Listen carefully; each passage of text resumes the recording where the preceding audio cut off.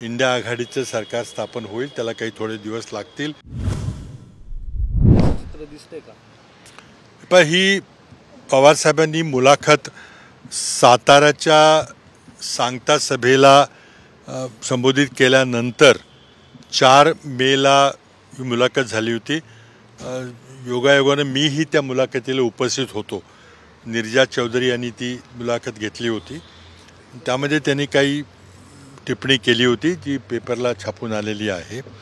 पण माझं स्वतःचं जे आकलन आहे ते 4 जूनला जे निकाल लागतील आणि 4 जूनला देशाची जी परिस्थिती राहील, आमचा विश्वास आहे की तिथं इंडिया आघाडीचं सरकार स्थापन होईल, त्याला काही थोडे दिवस लागतील.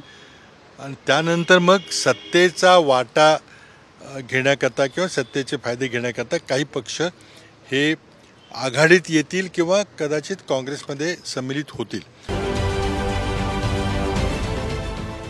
देश विदेशातील प्रत्येक घडामोडींचे लाईव्ह अपडेट मिळवण्यासाठी आता साम टीव्हीच्या सर्व सोशल मीडिया प्लॅटफॉर्मला लाईक, फॉलो आणि सबस्क्राईब करा.